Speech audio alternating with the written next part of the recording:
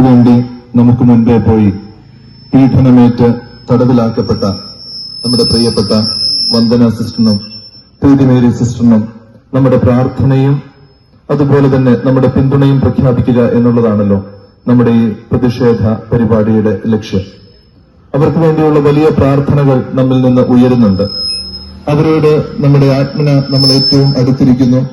അവരുടെ അറസ്റ്റിൽ വേദനിക്കുന്ന അവരുടെ പ്രിയപ്പെട്ട കുടുംബാംഗങ്ങളെയും അതുപോലെ തന്നെ അവരുടെ പ്രിയപ്പെട്ടവരെയും അവരുടെ സന്യാസിനി സമൂഹത്തിൽപ്പെട്ട എല്ലാ അംഗങ്ങളെയും നമ്മുടെ രൂപതയുടെയും നമ്മുടെ അഭിമന്യ പിതാവിന്റെയും ഐക്യദാർഢ്യവും പ്രാർത്ഥനയും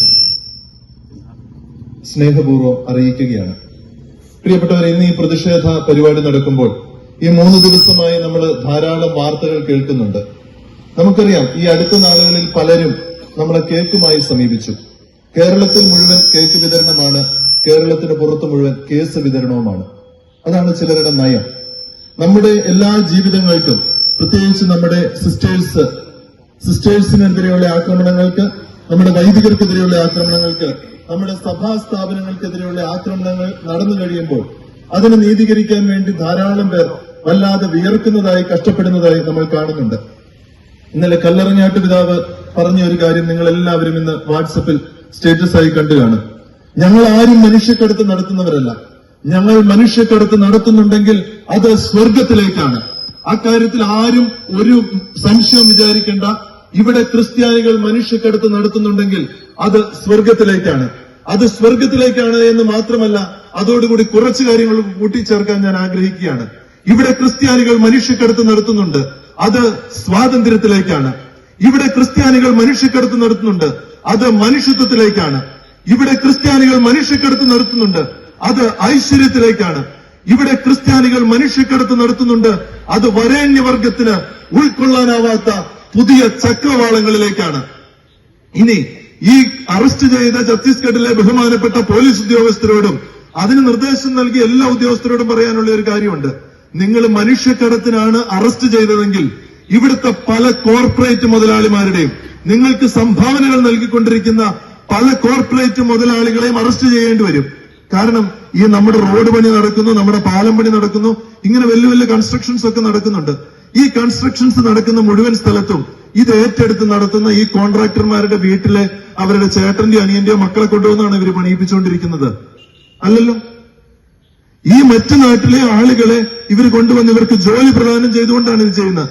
അതിനെല്ലാം തൊഴിലുറപ്പ് നൽകുന്ന കാര്യമായിട്ട് ഇവർക്ക് പരിഗണിക്കാമെങ്കിൽ ഈ സാധാരണക്കാരെ മനുഷ്യരെ ഇവരനുഭവിക്കുന്ന യാതനകളിൽ നിന്ന് ഇവർക്കൊരു മോചനം ലഭിക്കണമെന്ന ഉദ്ദേശത്തോടെ സ്വസ്ഥമായ സാഹചര്യത്തിലൂടെ സുരക്ഷിതമായ അന്തരീക്ഷങ്ങളൊരുക്കി നല്ല ശമ്പളം കൊടുത്ത് ഈ സിസ്റ്റേഴ്സ് അവരെ ജോലിക്ക് കൊണ്ടുപോയെങ്കിൽ അവരെ എങ്ങനെ മനുഷ്യക്കടത്തെന്ന് പറഞ്ഞ് ഇവർക്ക് അറസ്റ്റ് ചെയ്യാൻ സാധിക്കും? പ്രിയപ്പെട്ടവരെ, ഇനിയും ഒത്തിരി കാര്യമുണ്ട്. നമ്മുടെ ഈ നാട്ടിലൊക്കെ പലരും പ്രൊവൈഡ് ചെയ്യുന്ന എല്ലാ സൗകര്യങ്ങളെക്കാളും ഈ പാവപ്പെട്ട കുട്ടികൾക്ക് ഏറ്റവും നല്ല സൗകര്യം കൊടുത്തത് നമ്മുടെ ഈ പ്രിയപ്പെട്ട സിസ്റ്റേഴ്സാണ്. ഞാൻ ഈ കഴിഞ്ഞ നാളുകളിൽ എന്റെ അമ്മയുടെ ചേച്ചി ഒരാൾ മിഷണറി ആയിട്ടുണ്ടായിരുന്നു, നോർത്ത് ഈസ്റ്റിലാണ്. ആന്റി മരിച്ചുപോയി. പക്ഷെ ആന്റി മരിക്കുന്നതിന് മുൻപ് ഞാൻ പല പ്രാവശ്യം ആന്റിയെ നോർത്ത് ഈസ്റ്റിൽ ചെന്ന് കാണാനായിട്ട് ആഗ്രഹിച്ചിട്ടുണ്ട്. പക്ഷെ അന്നൊക്കെ എന്നോട് പറഞ്ഞൊരു കാര്യമുണ്ട്, നീ ഇങ്ങോട്ട് വരണ്ട, കാരണം ഇവിടെ മലേറിയാണ്. ഇവിടെ വന്ന് നീ തിരിച്ചു പോയാൽ നിനക്ക് മലേറിയ പിടിക്കും, അതുകൊണ്ട് നീ ഇങ്ങോട്ട് വരണ്ട എന്ന് പറഞ്ഞു.